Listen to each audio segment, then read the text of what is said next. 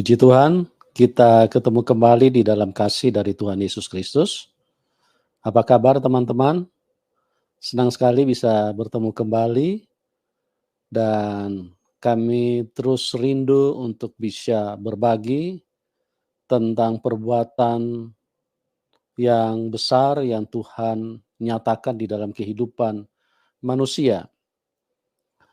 Ini adalah hal yang penting buat kita semua supaya kita di dalam perjalanan hidup kita tidak menjadi sia-sia ya, karena banyak manusia seringkali mengerjakan apa yang tidak penting, tetapi justru apa yang penting bagi kehidupannya itu terabaikan sama sekali. Dan pada malam hari ini seperti biasanya kami terus menghadirkan narasumber-narasumber untuk berbicara tentang kebesaran Tuhan, bagaimana kuasa Tuhan dinyatakan, dan Tuhan Yesus adalah Tuhan yang benar. Kenapa saya katakan Tuhan yang benar? Karena hanya Tuhan Yesus yang menyatakan diri kepada manusia. Kalau Tuhan tidak mampu menyatakan diri, berarti dia bukan Tuhan. Ya, berarti dia hanya pribadi atau ilusi yang dituhankan oleh manusia. Tapi kalau dia benar-benar Tuhan, dia bisa dialami, ya. Dan kenapa fotonya Tuhan Yesus sampai sekarang masih kelihatan? Karena di mana-mana Tuhan Yesus terus menyatakan diri. Jadi saya ingin sedikit memberitahu bahwa kamera baru muncul mungkin kurang lebih 200 tahun lalu. Siapa yang mengetahui wajah dari Tuhan? Itu hanya karena kebesaran Tuhan yang bisa hadir di mana-mana. Dan itulah sebabnya kita bersyukur dan kami ingin bukan untuk supaya menambah orang-orang Kristen, tapi kami rindu supaya banyak orang bisa pulang ke surga. Karena hanya di dalam Tuhan Yesus orang bisa masuk surga. Ya, akulah jalan kebenaran dan hidup. Tidak ada seorang pun yang bisa sampai kepada Bapa kecuali melalui aku. Tidak ada seorang pun. Ya, hanya Tuhan Yesus. Hanya Dia yang kudus. Hanya Dia yang turun dari surga dan Dia juga yang kembali ke surga. 2000 tahun yang lalu Tuhan Yesus terangkat ke surga dan disaksikan oleh banyak manusia. Ya, semua apa yang dibuat oleh Tuhan Yesus disaksikan oleh banyak manusia. Tuhan Yesus bukan pribadi yang keluar dari dalam gua terus kemudian menyatakan, oh aku dapat wahyu atau aku dapat hal-hal yang supranatural, enggak. Jadi banyak manusia yang menyaksikan teman-teman ya. Dan pada malam hari ini kita akan diberkati dengan seorang narasumber yang luar biasa. Beliau ini adalah orang yang cukup terkenal ya karena beliau seorang politikus dari, kalau saya tidak salah ya, nanti beliau juga mungkin bisa sedikit cerita tentang perjalanan hidup beliau ya. Dari tahun 2014 beliau cukup aktif, hampir setiap hari muncul di layar kaca, di layar televisi, bagaimana beliau memperjuangkan kebenaran atau hak-hak keberagaman, karena seperti teman-teman tahu bahwa di Indonesia kelompok minoritas atau kekristenan itu sangat sulit ya untuk mendirikan rumah ibadah, itu sulit sekali ya. Itulah yang beliau suarakan. Nah, saya tidak berpanjang kata, kita sambut narasumber kita dan beliau akan menceritakan bagaimana beliau diangkat Tuhan ke surga dan mendapatkan penglihatan yang luar biasa. Dan sekali lagi inilah bukti bahwa Tuhan Yesus itu adalah Tuhan yang benar. Satu-satunya Tuhan yang benar ya. Tidak ada dua Tuhan. Tuhan itu hanya satu. Kalau ada dua Tuhan, teman, berarti satu itu palsu.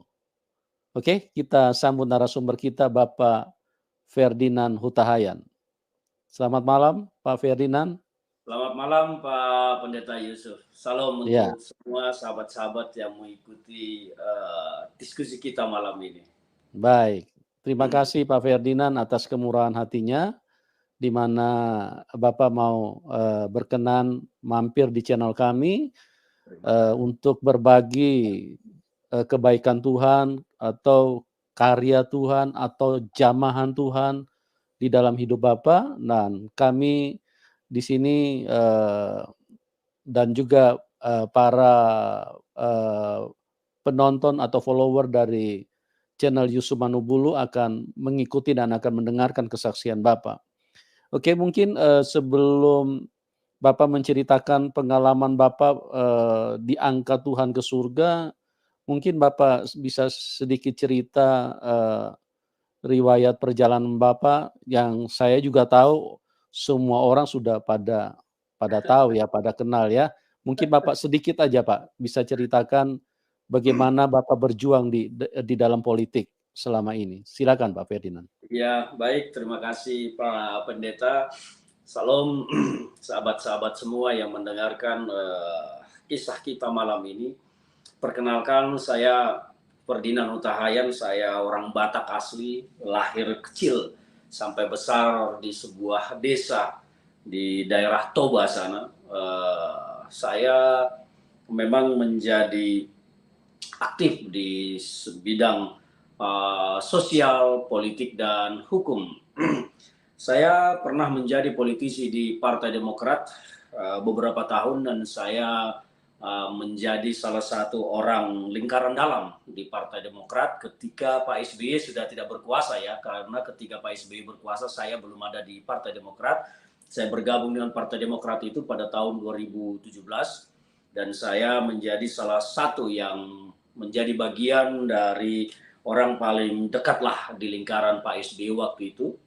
Dan saya bersepakat ketika saya bergabung dengan Partai Demokrat, bersepakat dengan Pak SBY bahwa saya akan mendampingi beliau sepanjang garis politik Partai Demokrat berada di garis kerakyatan.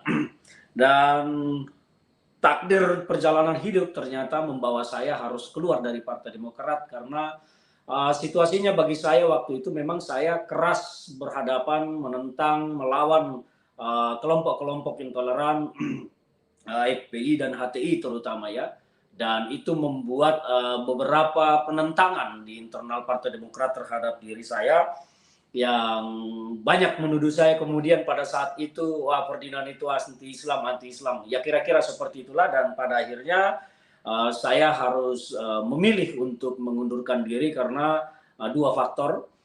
Pertama, garis politik Partai Demokrat menurut saya telah berubah, tidak lagi garis politik kerakyatan. Dan kedua, banyaknya tekanan terhadap diri saya sendiri yang menuduh saya anti-Islam, padahal saya tidak pernah anti apapun, anti-Islam atau itu, tetapi saya memang anti terhadap intoleransi yang terjadi terhadap kaum minoritas di negara ini. Dan kemudian saya berpindah haluan politik, masuk di PDI Perjuangan, dan kemarin pada pemilu 2024 saya maju sebagai calon anggota DPR RI dari PDI Perjuangan dari Dapil Jakarta 3, Jakarta Utara, Jakarta Barat, dan Kepulauan Seribu. Saya satu-satunya politisi Kristen yang berani mengusung tagline mencabut SKB 2 menteri yang memang menurut saya menghalangi orang-orang Kristen dan orang-orang minoritas lainnya untuk berinteraksi dengan Tuhannya masing-masing. Kenapa negara kita sebagai sebuah negara Pancasila, tapi orang berinteraksi dengan Tuhannya saja harus mendapat hambatan dari manusia-manusia? Memangnya mereka itu siapa bisa menghambat, menghalangi kita untuk berinteraksi dengan Tuhan yang kita percayai? Dan saya satu-satunya. Banyak politisi, anak Tuhan, orang Kristen yang maju di kancah politik nasional, tetapi tidak ada yang berani menyuarakan ini.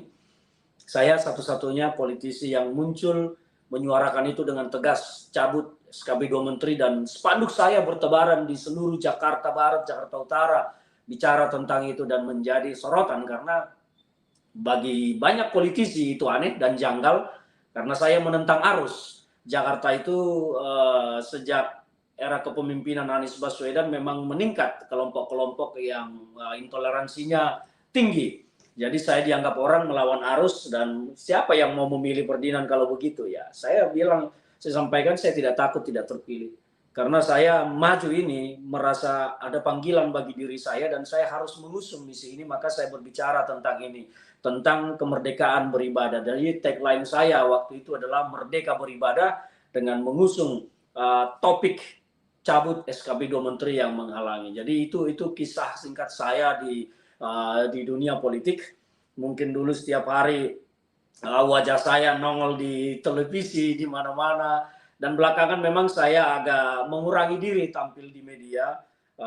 Teman-teman media televisi sering mengundang saya, tapi saya tolak karena saya anggap hanya akan menjadi saya ini seperti ayam aduan yang dilaga di panggung yang dapat keuntungan televisi, tetapi saya pribadi akhirnya tidak mendapat tempat yang seharusnya, karena dalam kondisi seperti ini ada yang benci, ada yang suka.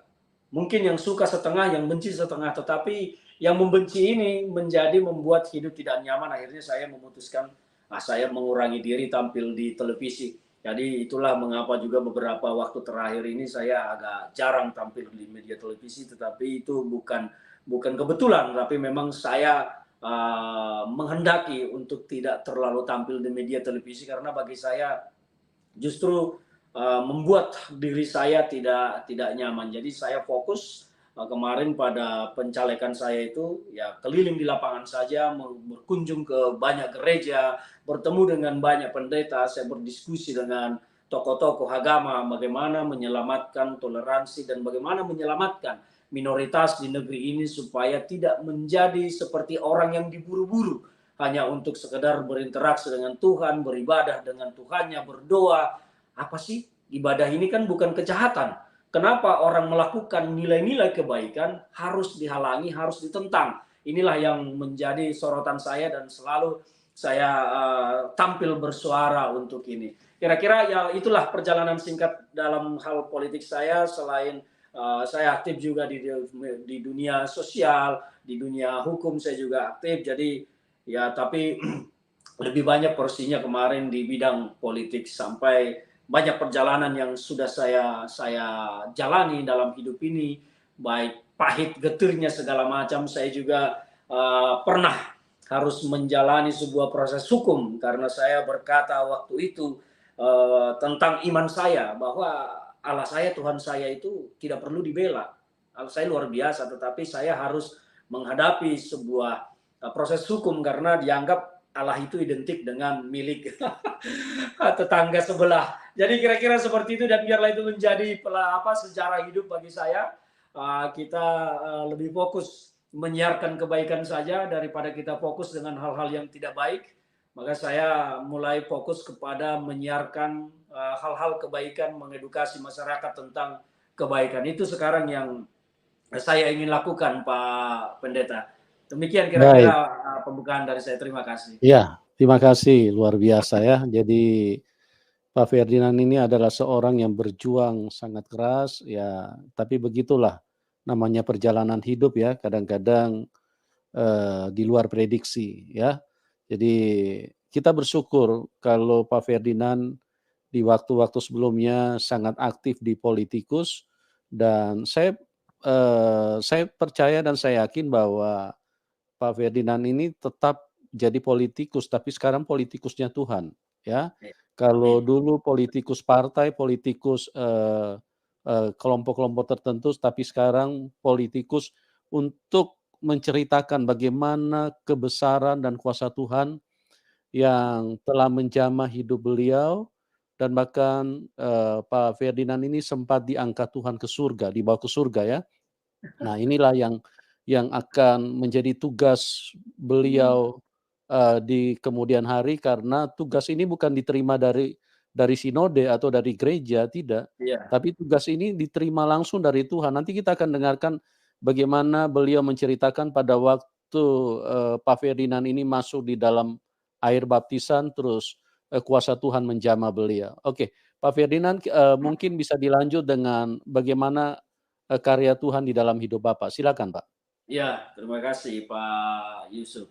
Jadi saya belakangan ini memang agak aktif di dalam dunia peribadahan lah. Saya sering keliling ke sana ke sini mengunjungi banyak gereja, dan banyak pendeta-pendeta yang tersohor ternama di negeri ini bersahabat baik dengan saya, berteman baik dengan saya sampai pada ketika sekitar bulan Mei sampai kemarin peristiwa itu akhir Pak Rudi Gunawan yang sekarang menjadi pelayan Tuhan juga di Los Angeles, Amerika, datang ke Indonesia dan saya bertemu dengan beliau bersama Ibu Nita, istri beliau, dan saya pada saat itu tergerak sekali untuk dibaptis karena saya merasa ini saya penuh dengan hal-hal yang kotor. Saya pengen bersih kembali, pengen lahir kembali, pengen menjadi orang baru.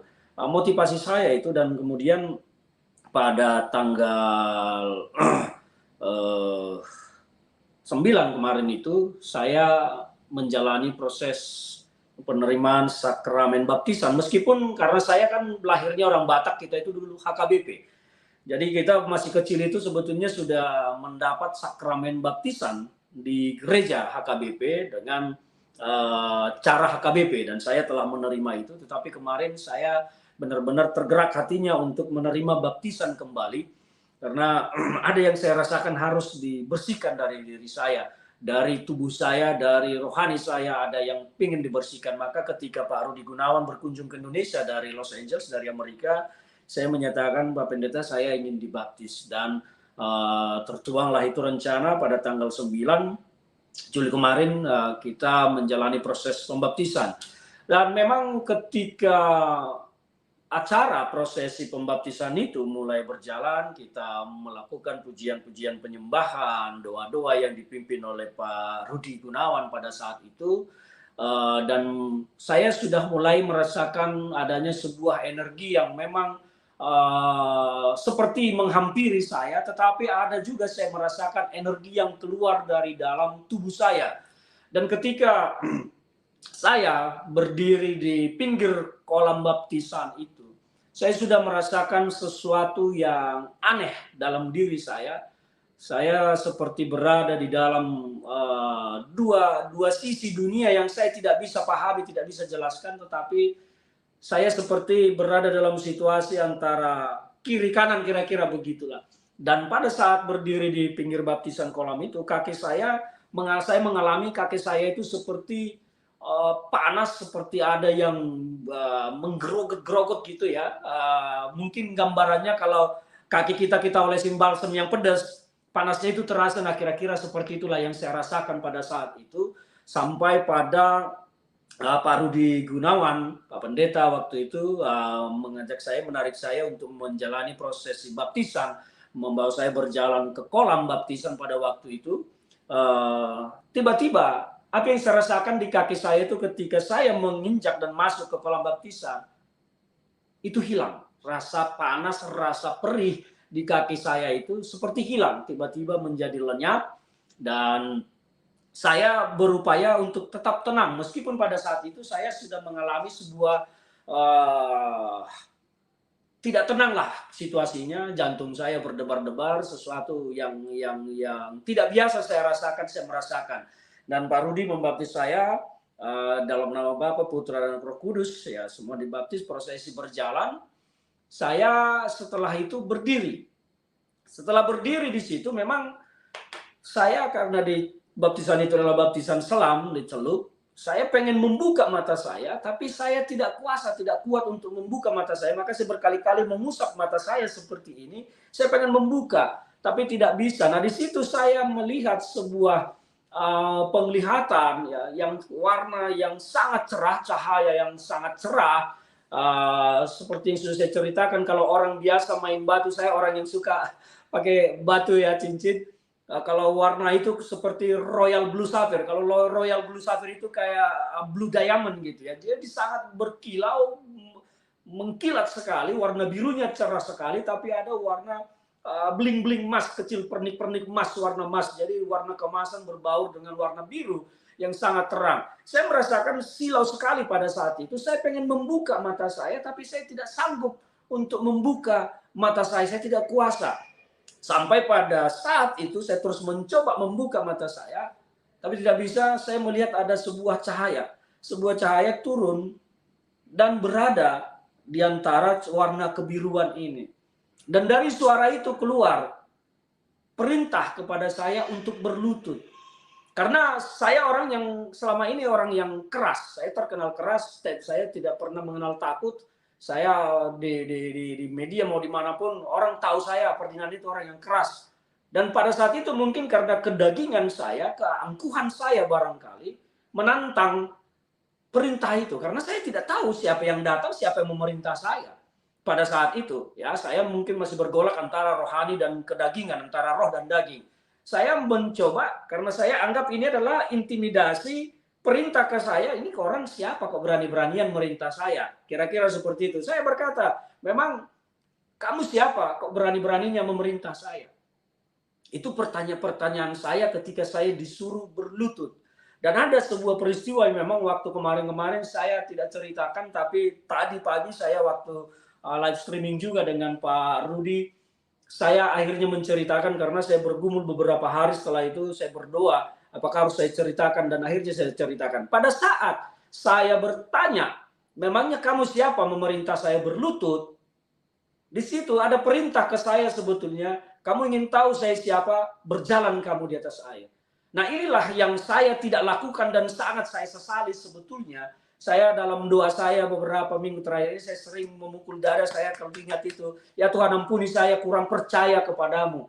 Kenapa saya tidak lakukan? Andai saya lakukan mungkin sesuatu yang lebih besar, lebih dahsyat akan terjadi. Tetapi saya tidak lakukan pada saat itu karena situasi ya saya harus mengakui belum murni roh saya itu mengendalikan saya. Roh itu belum murni karena kedagingan saya masih kuat, keras kepala saya, arogansi saya, bahkan keangkuhan saya masih muncul pada saat itu. Dan saya menantang, siapa memangnya kamu siapa menyuruh saya berlutut? Dan ketika saya diperintah untuk berjalan di atas air itu dan saya tidak melakukan. Tidak melakukan karena apa? Satu hal, saya merasa tidak mungkin.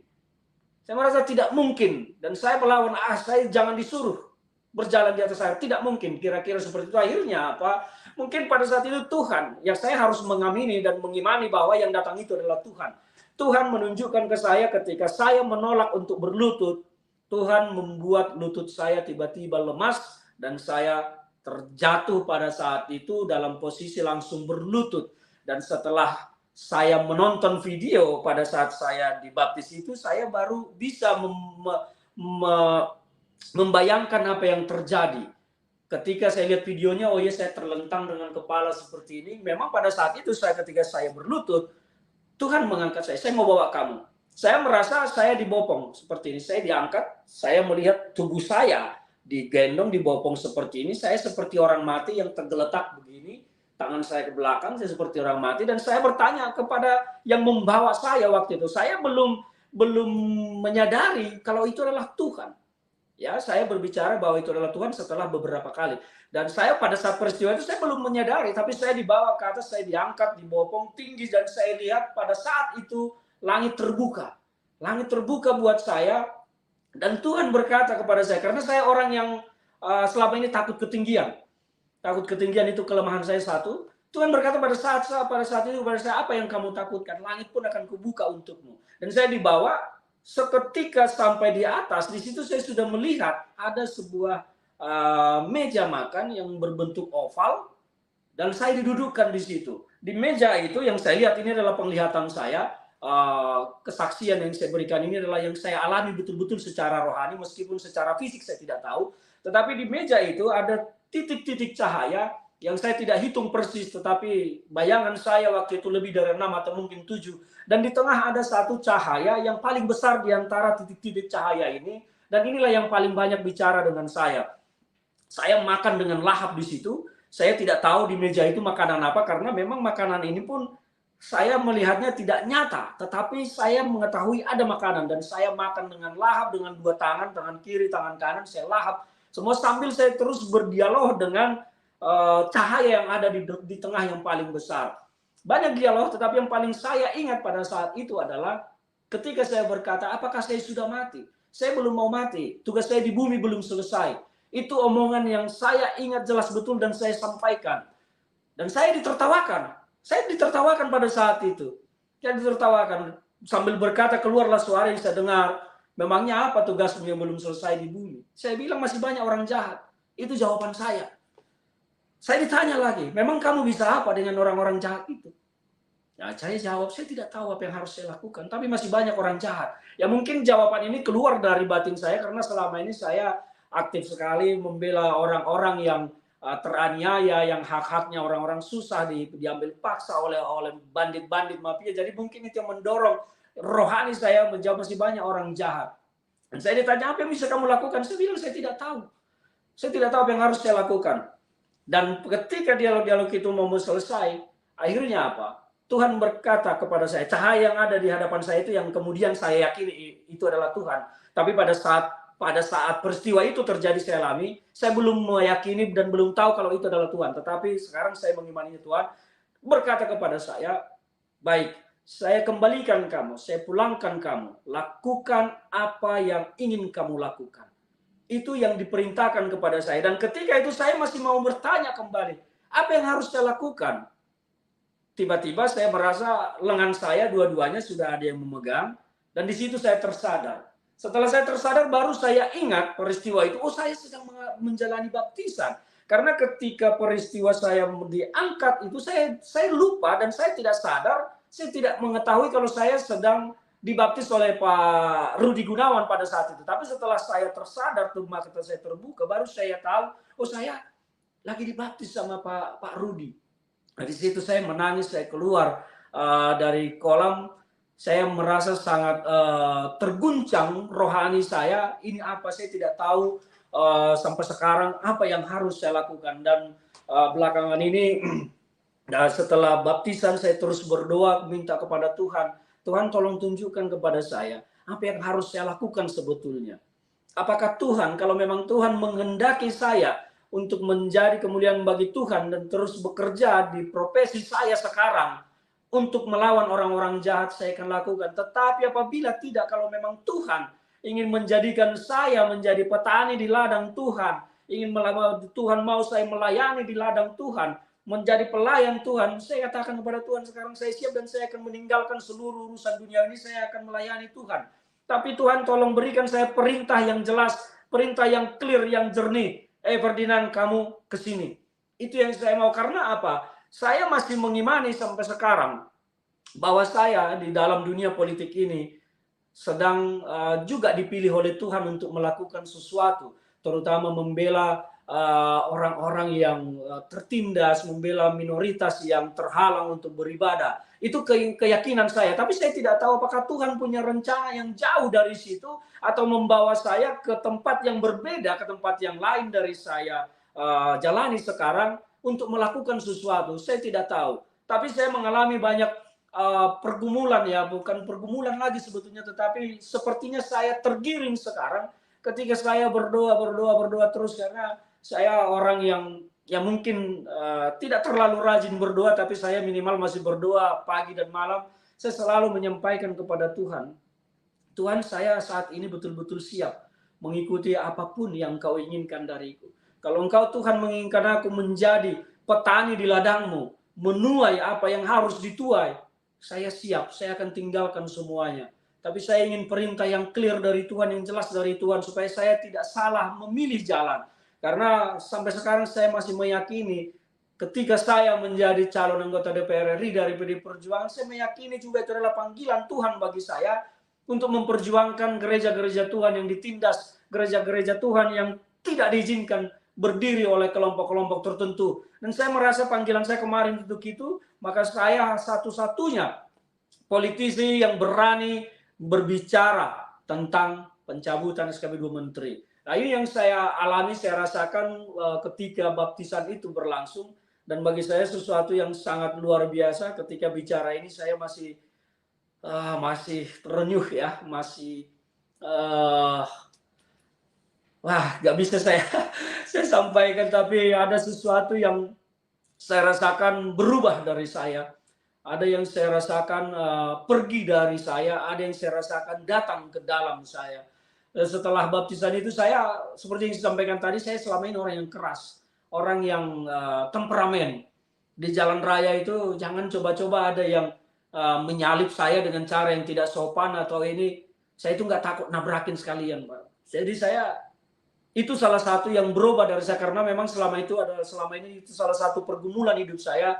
Saya sering berdoa, Tuhan tolong cabut roh kemarahan dari tubuh diri saya, karena saya merasa suatu saat itu bisa jadi masalah buat saya. Dan yang paling saya rasakan satu hal lagi, yaitu roh kemarahan itu seperti hilang dari diri saya ketika sekarang saya di jalan, karena saya selalu nyetir sendiri ya, saya tidak punya dan tidak terbiasa menggunakan supir, tapi saya selalu menyetir sendiri. Saya sekarang di jalan itu kadang-kadang menjadi merasa aneh, kok saya bukan seperti Ferdinand yang dulu. Karena orang mau ngapain pun, apalagi lalu lintas di Jakarta ini semrautnya luar biasa. Kota ini kota yang amburadul, kota yang semraut. Jadi ya saya cenderung jadi banyak mengalah saja sekarang. Ya sudah, silakan mau diapain, mau ini, ya udah silakan. Jadi ada perubahan. Kalau dulu ya namanya Ferdinand itu tidak pernah ingin mengalah, apalagi didikte, apalagi merasa harga dirinya diganggu. Saya itu pasti akan, ya kalau kokang senjata kira-kira seperti itu. Tapi sekarang saya merasakan ada yang berbeda. Saya malah cenderungnya sudah, saya mengampuni, saya biarkan, ya sudah, lewat pergi, kira-kira seperti itu. Jadi dua hal itu saya rasakan betul-betul, bahwa ketika saya mengalami perjalanan spiritual, ya saya harus mengatakan perjalanan spiritual, saya dibawa, diangkat ke sebuah tempat yang saya tidak tahu itu apa, apakah itu surga atau apa, tapi yang jelas saya melihat dengan terang benderang, langit dibuka, saya dibawa ke atas, di situ ada meja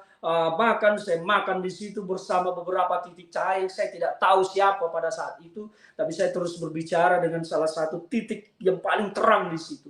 Saya menjalani dialog-dialog ya yang tidak bisa saya ingat semua, tetapi poin-poin pentingnya saya ingat. Ya salah satu yang terakhir itu adalah perintahnya, lakukan apa yang ingin kamu lakukan.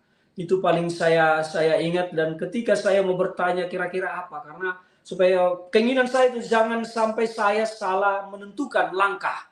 Saya ingin perintah jelas dari itu, tetapi saya merasakan lengan saya sudah diangkat. Setelah diangkat lengan saya tersadar, mata saya terbuka, baru saya sadar kok saya posisi begini di kolam pada saat itu. Itu yang saya rasakan. Dan akhirnya saya merasa terguncang sekali pada saat itu, jantung saya berdebar-debar kencang. Ini apa Tuhan? Saya terus bertanya-tanya, dan saya tidak berhenti-henti menangis pada saat itu, karena saya merasakan sesuatu yang luar biasa. Bagi saya itu luar biasa, sangat luar biasa. Saya tidak tahu kenapa itu terjadi, karena saya merasa selama ini saya bukan orang baik. Tidak mungkin Tuhan sedekat ini dengan saya. Saya berpikir seperti itu. Tapi ternyata Tuhan itu sangat baik. Hanya satu kesalahan saya waktu itu, ketika saya diperintah untuk berjalan di atas air. Karena kalau kamu ingin tahu saya siapa, berjalan kamu di atas air. Tapi saya tidak lakukan. Saya sekarang setiap berdoa pagi dan malam selalu saya mohon ampun, Tuhan ampuni saya. Kedagingan saya pada saat itu masih kuat. Roh saya kadang-kadang masih kalah, saya tidak melakukan perintah-Mu. Tapi saya percaya satu saat mujizat akan terjadi melalui tangan dan lidah bibir saya. Saya berdoa seperti itu saja ke Tuhan sekarang. Andaikan mungkin saya lakukan dulu waktu itu, berjalan di atas air, saya tidak tahu apakah memang akan terjadi atau tidak, saya tidak tahu. Tetapi perintah itu saya terima. Dan pada awalnya dalam kesaksian saya tidak mau menyampaikan itu, karena saya merasa malu sebetulnya. Iman saya lemah. Ternyata iman saya tidak kuat, belum mampu untuk menerima perintah Tuhan secara jelas. Ya kira-kira begitu Pak Yusuf, Pak Pendeta. Mungkin itu dulu dari saya. Baik, baik Pak. Terima kasih. Luar biasa ya. Bagaimana karya Tuhan terjadi. Memang mungkin bagi sebagian orang hal ini mungkin dianggap sesuatu cerita yang mungkin ilusi atau apa. Tapi bagi kita di dalam Tuhan itu sesuatu yang sangat nyata. Kenapa? Karena yang roh itu jauh lebih nyata daripada yang jasmani. Karena semua yang terjadi di dalam hidup manusia itu bergerak dari dalam roh, ya. Jadi jasmani ini hanya sebagai alat untuk melakukan apa yang roh mau, ya. Jadi apa yang terjadi di alam jasmani itu bersumber dari apa yang tidak kelihatan. Nah, di dalam kehidupan orang Kristen, di dalam kehidupan yang benar, ya, manusia itu harusnya mengalami 2 kali kelahiran. Satu kelahiran jasmani, kita lahir dari ibu kita, dari mama kita, lahir secara badani, jasmani. Kemudian kalau kita dipilih Tuhan, kita harus lahir secara roh. Nah, Pak Ferdinand ini kalau saya lihat mengalami kelahiran secara roh.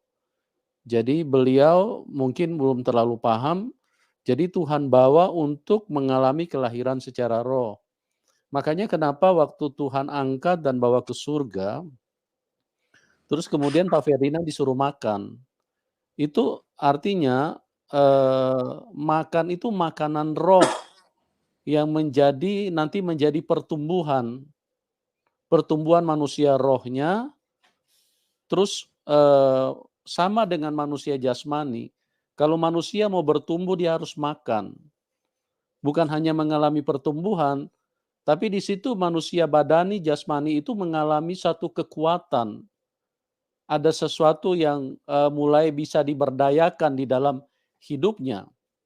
Kenapa Pak Ferdinand disuruh makan? Karena Tuhan mau berdayakan Pak Ferdinand di dalam tugas dan panggilan yang ditetapkan Tuhan.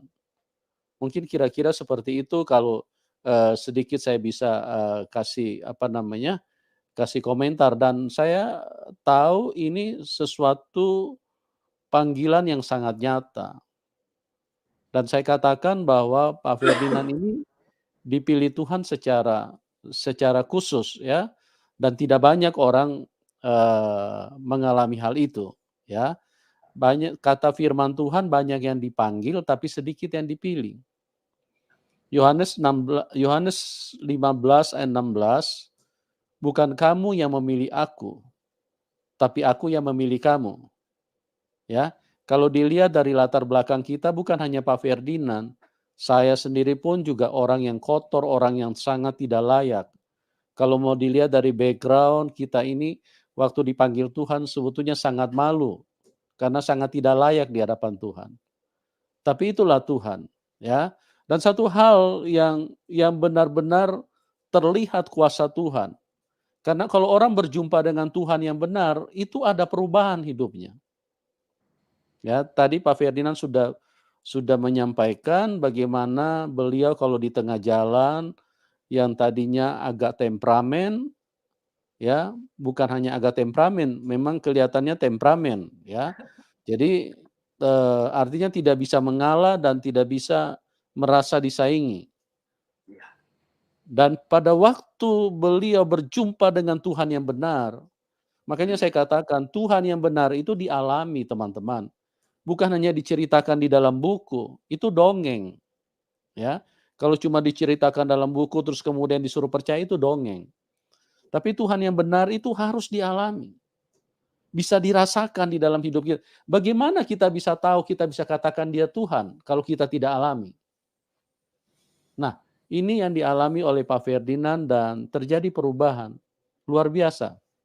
Ya, saya sangat kagum dengan karya Tuhan dan apa yang terjadi itu membawakan satu berkat yang luar biasa dari tadinya yang temperamen, sekarang sudah tahu mengalah. Jadi bukan lagi apa Bapak Ferdinand Huta Hayan yang lama sekarang, tapi sudah menjadi manusia yang baru.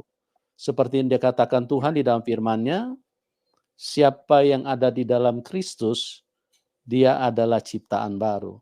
Yang lama sudah berlalu, yang baru sudah datang. Ya, saya berdoa dan saya ajak teman-teman yang lain juga, hamba-hamba Tuhan yang lain, doakan Pak Ferdinand supaya rencana Tuhan buat beliau ya bisa tergenapi karena ciptaan baru sementara dikerjakan, ya. Kenapa disuruh makan? Karena Tuhan ingin, bangun manusia rohnya. Jadi makan, lahap, itu untuk menjadi satu kekuatan yang baru untuk diberdayakan oleh Tuhan. Mungkin seperti itu kalau saya bisa Ya, kasih tanggapan ya, Pak Ferdinand ya. ya, Pak Pendeta. Ya. Nah, eee, terus pada waktu itu, setelah Bapak mengalami penglihatan itu, Bapak pulang ke rumah, kira-kira apa yang Bapak rasakan pada waktu itu? Iya, saya itu merasakan masih pada saat setelah baptisan, eee, terutama pada hari itu ya, saya orang yang begini, saya setiap hari sarapan pagi itu hanya buah saja dan madu.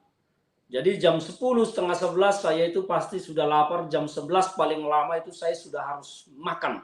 Karena saya sudah pasti sangat lapar, dan kalau saya sudah lapar, setan di di pikiran saya itu, setan temperamen itu pasti keluar. Tetapi pada saat itu karena saya tidak tahu kenapa, saya tidak merasakan lapar, mungkin apakah karena saya merasa makan di langit itu, dan saya itu tidak merasa lapar sampai kami itu makan siang sudah mau jam setengah 3 sore.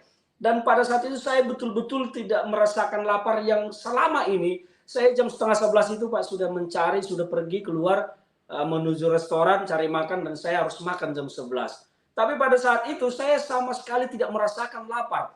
Dan itu salah satu yang aneh bagi saya. Ini apakah karena saya makan tadi, jangan-jangan apa makanan itu benar ada atau tidak, saya jadi bertanya-tanya seperti itu. Dan sampai pulang saya setiap hari, saya di jalan pun saya masih terus merenung karena saya masih mencari jawaban dari pertanyaan saya yang belum terjawab pada waktu itu, apa yang harus saya lakukan. Karena perintah yang saya terima, lakukan apa yang ingin kamu lakukan. Sementara saya pun kadang-kadang bingung dengan keinginan saya, Pak Pendeta. Apa yang sebetulnya saya inginkan, dan sekarang itu pergolakan besar dalam diri saya ini terpecah dua. Saya mengalami sebuah pergeseran yang tidak pernah saya alami sebelumnya. Selama ini karena saya sangat aktif dalam dunia politik, dalam dunia hukum, dalam dunia sosial, doa saya itu hampir setiap hari terkait dengan itu. Bagaimana supaya, dan saya mengimani bahwa sesuatu akan terjadi dalam diri saya di dalam dunia itu, di dalam dunia politik, sosial, hukum. Saya mengimani terus dan saya berdoa tentang itu. Tetapi belakangan ini saya mengalami pergeseran keyakinan. Kok sepertinya keyakinan saya di bidang itu agak meluntur sedikit, menurun sedikit, dan saya jadi lebih banyak bicara, bertanya kepada Tuhan dan berdoa. Saya selalu bilang, Tuhan kalau memang kehendak-Mu, saya sampai memberikan deadline kepada Tuhan. Mungkin Iya, saya iya. orang yang berani memberi deadline kepada Tuhan. Tuhan, saya tidak ingin menyampaikan di sini tanggal bulan, tapi tahun ini saya, Tuhan, kalau sampai tanggal sekian, bulan sekian, ternyata yang saya imani dalam hidup saya, di dalam dunia keseharian saya ini tidak terjadi, saya berkesimpulan berarti bahwa Tuhan memanggil saya untuk menjadi petani di ladang Tuhan, untuk melayani Tuhan, untuk mengajak orang-orang yang belum bertobat supaya bertobat. Dan saya katakan kepada Tuhan, saya siap untuk itu. Saya akan meninggalkan semua dunia saya, dunia politik, dunia hukum, saya mau tinggalkan, dan saya mau melayani Tuhan. Saya sampaikan itu belakangan ini pada Tuhan, karena selama ini setiap saya berdoa, saya selalu yakin, apa yang saya minta ini pasti akan Tuhan berikan. Apa yang saya doakan ini pasti akan Tuhan berikan. Karena banyak sekali doa-doa saya yang dijawab oleh Tuhan, dikabulkan oleh Tuhan. Dan saya yakin, ini doa saya, keimanan, keyakinan saya di dalam kehidupan saya dalam dunia politik, bahwa Tuhan pasti akan membuat itu kenyataan, membuat itu terjadi. Dan akhirnya sekarang, setelah pasca pembaptisan itu, ini seperti kok bergeser. Ada perubahan dalam keyakinan saya tentang sesuatu yang saya imani pasti terjadi dalam dunia politik terhadap saya. Kok sekarang jadi lebih banyak seperti dorongan-dorongan dalam diri saya, seperti ada roh yang selalu berbicara kepada saya untuk mendoakan orang. Dan kemudian selalu berbicara dalam doa saya, kalau memangnya Tuhan menginginkan saya siap. Selama ini saya tidak pernah, karena memang begini juga Pak. Saya waktu kecil cita-cita saya itu hanya dua. Dan dua-duanya tidak kesampaian sampai sekarang. Kalau tidak jadi tentara, saya mau jadi pendeta. Ini cita-cita saya waktu kecil. Dan dua-duanya Iya. sampai sekarang tidak ada yang tercapai. Jadi tentara pun tidak, jadi pendeta pun tidak. Akhirnya saya jadi kembali ke masa kecil saya, apakah saya harus menggenapinya? Apakah Iya, saya iya. harus menggenapi, saya harus menjadi pelayan Tuhan? Tapi saya tidak mau lagi ragu tentang itu. Saya sudah bilang sama Tuhan dalam doa saya setiap hari, setiap pagi, setiap malam, Tuhan, kalau memang apa yang saya imani di dalam dunia politik ini tidak terjadi pada tanggal sekian, bulan sekian, kepada diri saya, berarti saya percaya Tuhan tidak menghendaki saya di situ, dan Tuhan menghendaki saya untuk menjadi pelayan Tuhan, dan saya akan ambil posisi itu. Saya akan tinggalkan dunia politik ini, dunia yang segala macam, saya akan melayani Tuhan. Saya berkata seperti itu kepada Tuhan sekarang setiap dalam doa-doa saya. Dan itu dorongan rohani yang menurut saya deras dalam hati saya setiap saya berdoa, deras sekali. Dan dorongan seperti setiap saya ini melihat orang yang sakit atau selalu tergerak dalam seperti ada yang mendorong, doakan. Saya merenung ini, apakah saya mau diberikan karunia untuk ini?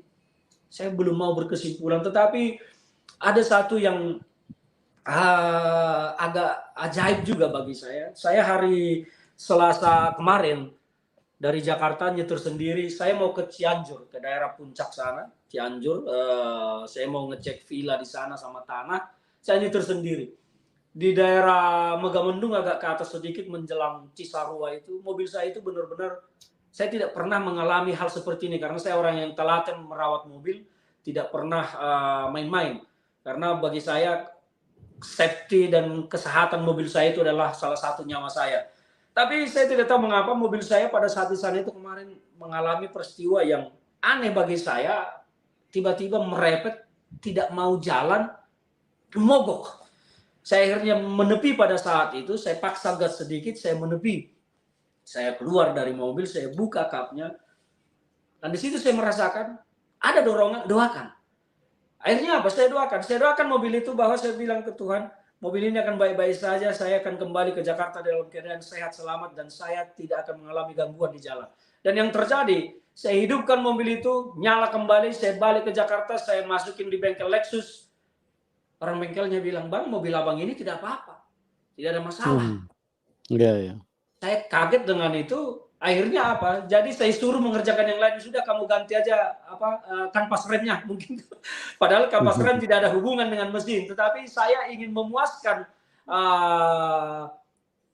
kebiasaan saya merawat mobil yang sangat telaten supaya ini. Dan itu bagi saya meyakini pekerjaan doa saya yang membuat mobil itu kembali normal, jalan normal, dan membawa saya kembali ke Jakarta. Tidak ada gangguan apa-apa sampai saya tiba di Jakarta. Saya masukkan ke bengkel dan diperiksa.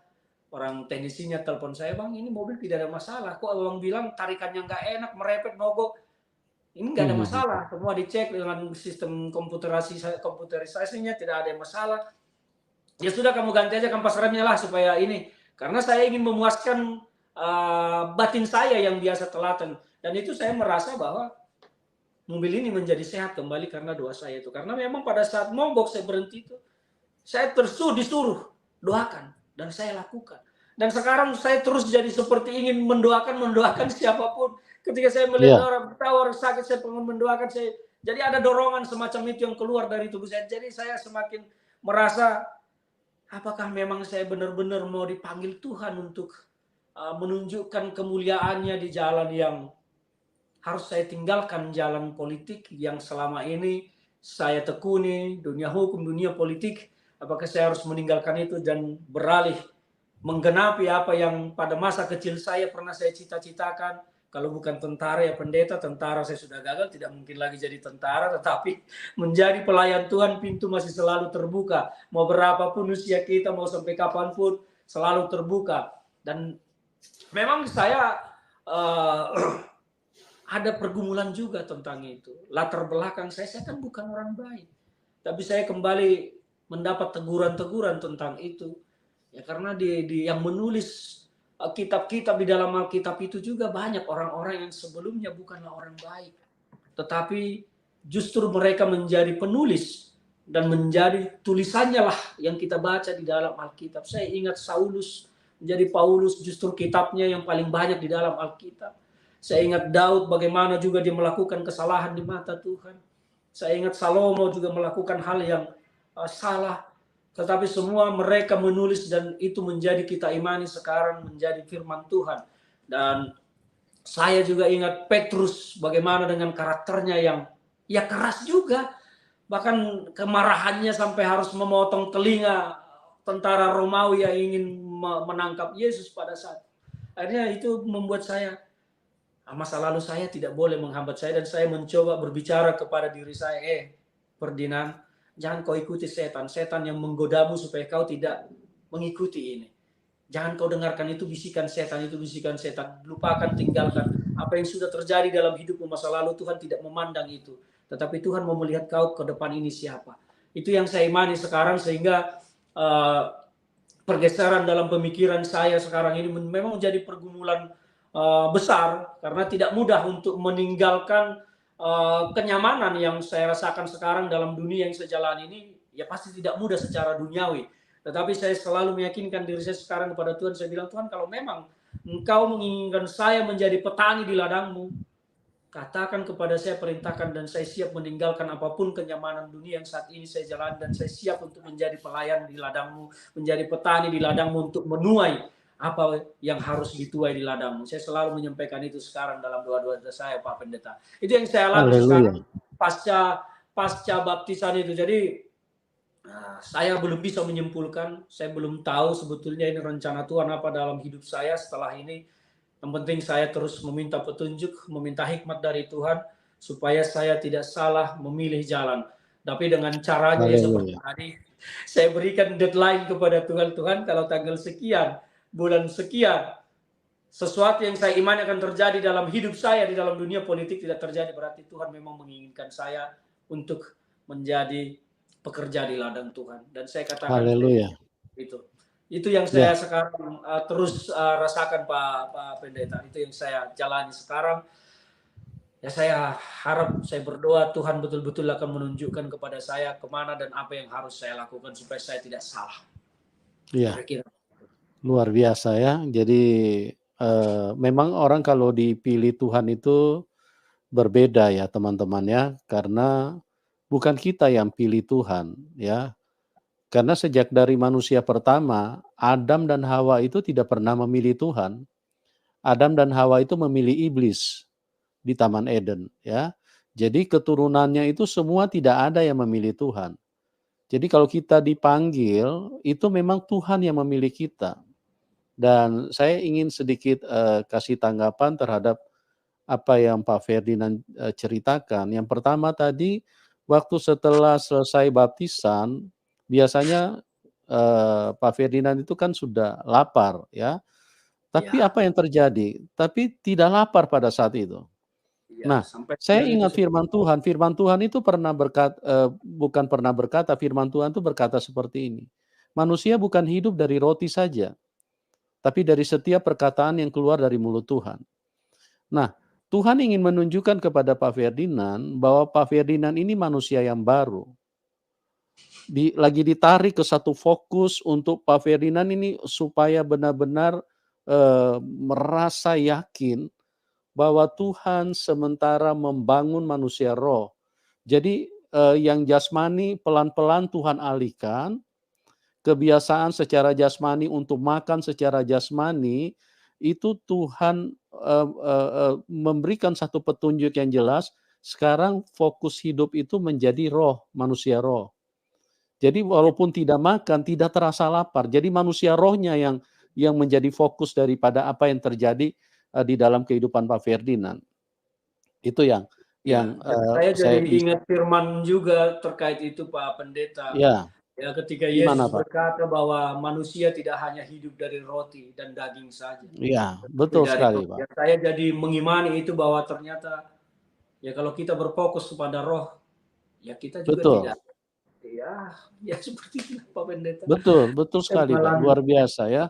Dan yang kedua yang saya mau tanggapi, bahwa pada waktu pergi tengok villa, mobil itu ya, mobil tiba-tiba bermasalah. Tuhan itu hanya ingin Pokok menunjukkan, ya, bahwa Tuhan itu begitu dekat dengan Pak Ferdinand. Sampai bagaimana caranya untuk supaya Pak Ferdinand itu bisa bisa, tahu atau sadar bahwa Tuhan itu sementara begitu dekat dengan Pak iya, Ferdinand. betul. Artinya mobil itu Tuhan izinkan untuk seperti kayak bermasalah. Ya, Dengan itu Tuhan bisa berinteraksi dan roh Tuhan mulai mendorong Pak Ferdinand, "Ayo berdoa berdoa." iya, itu yang saya alami pada saat itu. Nah, Itu itu mobil luar biasa benar-benar ya. merepet, mogok, berhenti dan tidak mau jalan. Akhirnya saya menepi, saya gas sedikit, menepi minggir, saya buka kapnya, ada dorongan dalam diri saya berkata, berdoa, doakan.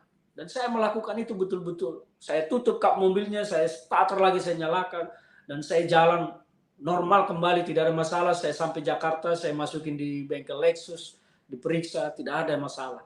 Saya pun kaget dan akhirnya saya percaya mengimani, oh ini cara Tuhan untuk menguatkan iman saya, Betul mengokohkan. sekali, Bang. Ya, dan Tuhan itu bagaimana caranya untuk memberitahu Pak Ferdinand bahwa aku ini begitu dekat denganmu, Nak. Ya, betul Tuhan sekali. Tuhan, izinkan supaya mobilnya sedikit agak terganggu dan dengan adanya peristiwa itu, coba kalau mobilnya jalan biasa-biasa saja baik, normal, itu kan, suasana untuk berdoa itu kan tidak terlalu kuat di dalam hati. Iya, betul. Tapi Dan dengan mungkin tidak akan adanya berdoa sepanjang jalan itu, mungkin tidak akan ya, berdoa. dengan adanya masalah itu dan di situ ya, Tuhan itu luar biasa ya. Dan saya, sebagai hamba Tuhan, saya ingin sampaikan bahwa Pak Ferdinand ini memang dipanggil dengan satu satu tugas khusus. Cuman ya mengalir aja, Pak, mengalir Iya, aja karena Tuhan akan terus menyatakan sampai Bapak benar-benar yakin bahwa memang iya, Tuhan yang panggil Bapak gitu loh, iya, untuk masuk ke dalam, tugas apa yang Tuhan ingin berikan, ya. iya, Saya, sebagai hamba Tuhan hanya ingin menyampaikan, terus mengalir dan menyerah kepada Tuhan, ikuti saja apa yang Tuhan ini karena, rancangan Tuhan itu sangat sempurna. Apakah Tuhan akan pakai Bapak di dalam dunia politik, atau apa namanya, Tuhan akan pakai Bapak untuk membawa jiwa-jiwa iya, untuk diselamatkan buat kerajaan surga.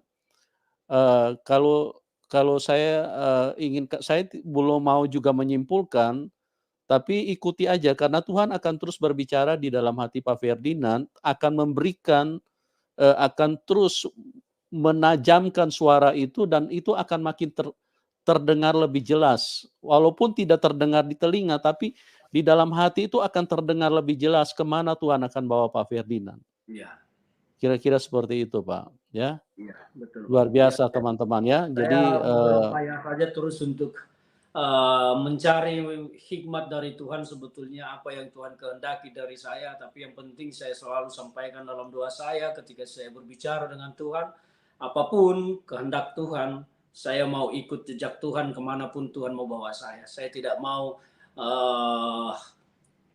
goyang lagi dengan itu. Kira-kira seperti itu, Pak Pendeta. betul betul, Pak, ya, luar biasa. Jadi, seperti saya selalu katakan di dalam setiap pelayanan ya, panggilan Tuhan itu adalah jauh melebihi daripada seluruh harta kekayaan dunia, ya.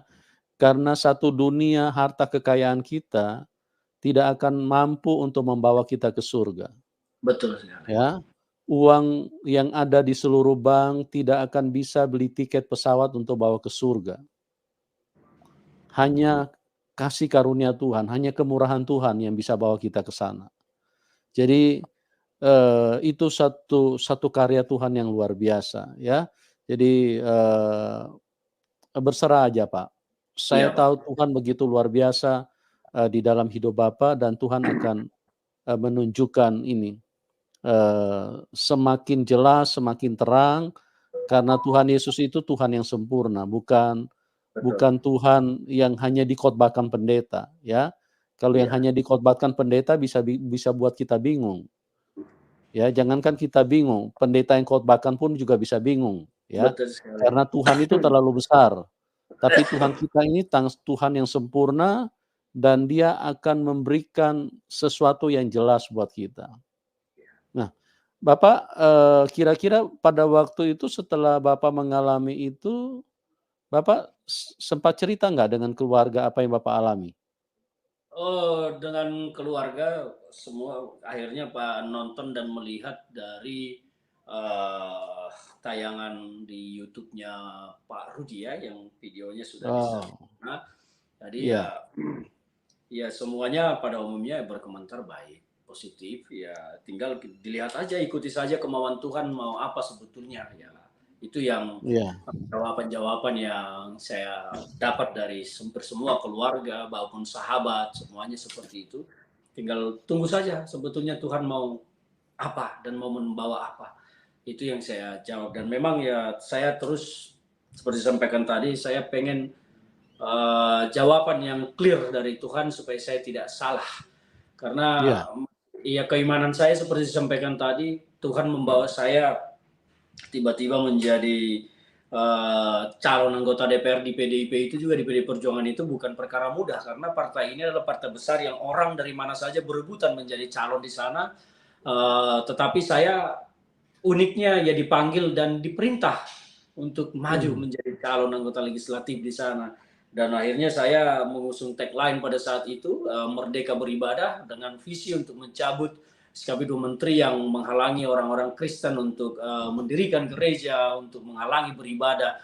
Dan saya satu-satunya politisi Kristen yang melakukan itu. Tidak ada selama ini yang berbicara tentang itu, tapi saya betul-betul berani kemarin meskipun banyak orang yang merasa saya itu aneh dan bilang udah gila itu Ferdinand, ngapain dia jadi caleg kalau itu yang dibawa, siapa yang memilih dia. Saya bilang saya tidak takut tidak dipilih, saya tidak takut karena ini adalah perintah yang saya rasakan bagi saya, ini harus saya lakukan. Jadi kalau iya, kalian merasa takut kalah tidak terpilih menjadi anggota DPR ya silakan, itu hak kalian, tapi saya tidak pernah takut karena ini adalah misi yang saya emban yang harus saya jalani untuk iya, kemuliaan Tuhan. Itu yang saya sampaikan, makanya saya terus berdialog dengan banyak pendeta, dengan mendatangi banyak gereja. Ternyata meskipun gereja banyak juga yang sudah besar, tapi izinnya pun masih belum beres. mhm, Ya iya, keluar bahkan dipersulit. Saya bilang ya sudah. Ada beberapa yang saya bantu akhirnya kirim datanya ke saya, nanti saya bicara di Kemenak supaya segera keluar. Ya puji Tuhan, ya sedikit banyak ada yang terbantu juga dari pekerjaan yang saya lakukan pada saat itu. Ya iya, mudah-mudahan ini semua menjadi berkat untuk banyak kita manusia, dan tujuan saya betul-betul tidak ada aneh-aneh. Saya orang yang tidak terlalu berambisi juga dengan dunia. Saya 2021 ditawari oleh pemerintah ini juga untuk sebuah jabatan di sebuah BUMN besar. Saya juga tidak terima karena saya bilang saya berpolitik tidak untuk itu. Saya yang pengen rakyat ini diurus dengan baik, dengan benar. mhm, Dan semua juga teman-teman saya mengetahui ketika jabatan itu saya tolak.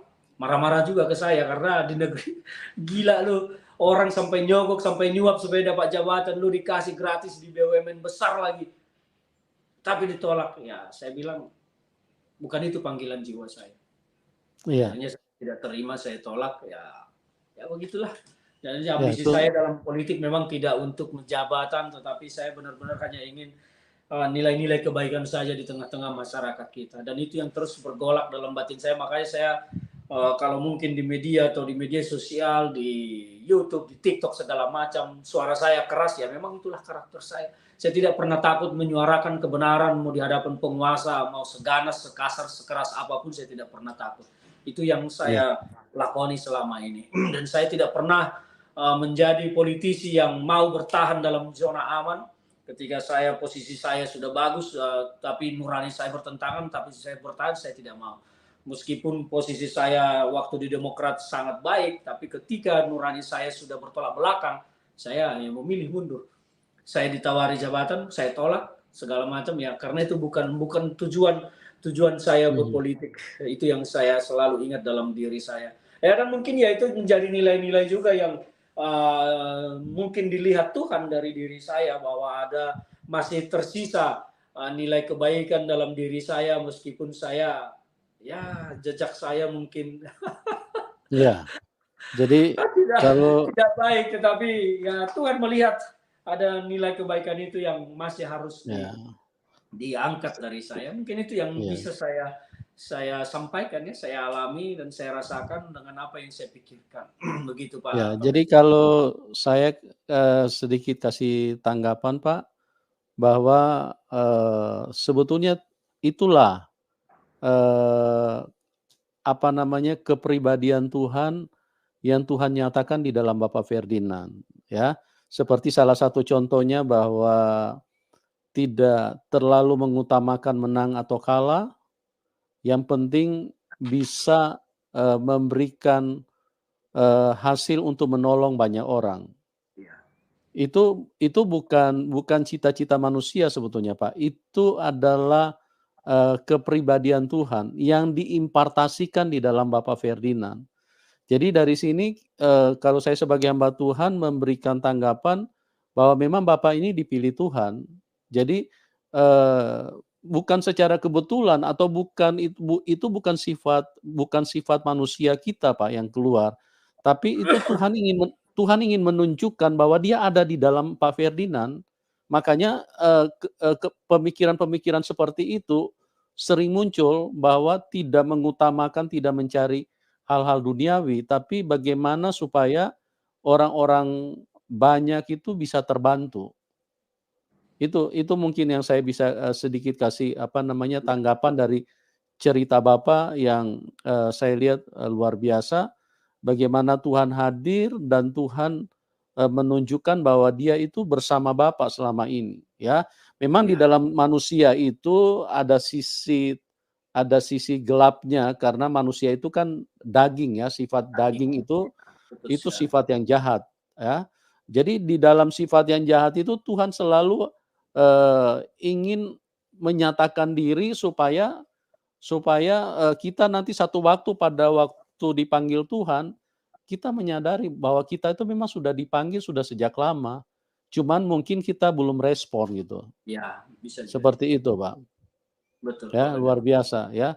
Saya, sangat diberkati dengan apa yang terjadi dengan Bapak Ferdinand. Saya juga doakan supaya Bapak, diberikan kekuatan oleh Tuhan Amin. untuk menggenapi apa yang Tuhan mau di dalam hidup Bapak, ya. Amin. Jadi, prosesnya sangat sempurna. Bapak disuruh makan itu bukan peristiwa yang Iya. sekedar bergerak di dalam penglihatan, enggak. Itu memang cara kerja Tuhan.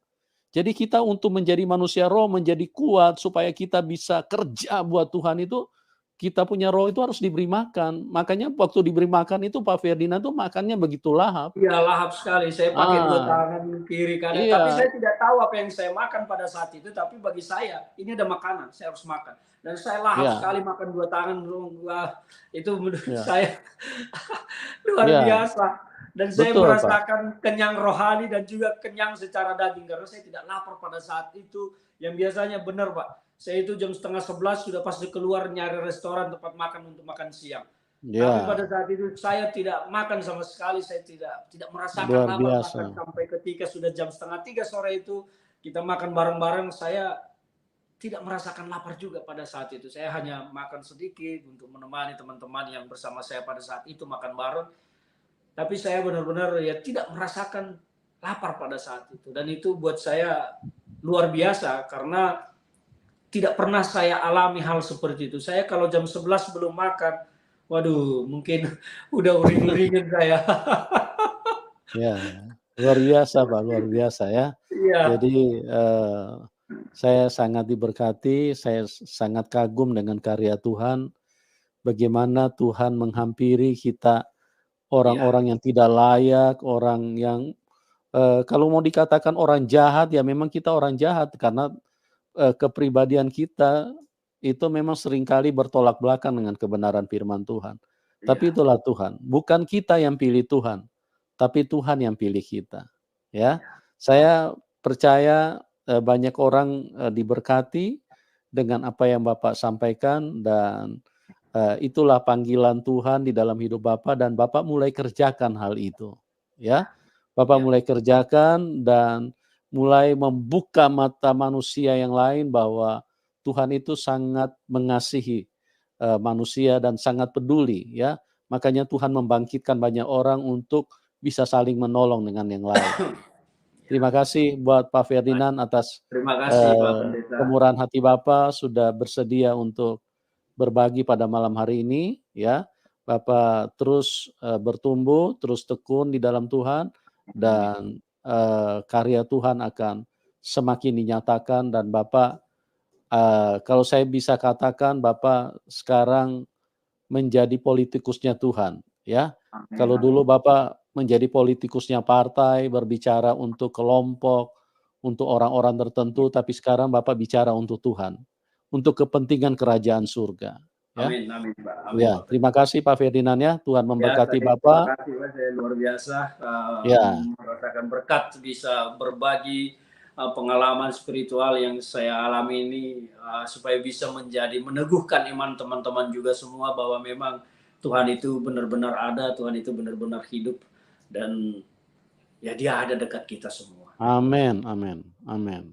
Ya. Amin. Oke teman-teman, terima kasih yang sudah bergabung. Ini minta maaf ada yang mau ikut join untuk berinteraksi, tapi kita waktu terbatas ya. Mungkin nanti di lain kesempatan. Iya, boleh kita Pak. Di lain kesempatan nanti boleh kita sharing lagi, silakan aja. Oke, baik. Baik, ya. baik. Terima kasih Pak Ferdinand ya. Tuhan berkati Bapak ya dan Tuhan keluarga. memberkati, Salam Bapak. buat Tuhan memberkati. semuanya. Oke. Oke teman-teman, Tuhan berkati dan salam kemenangan buat kita semua. Amin.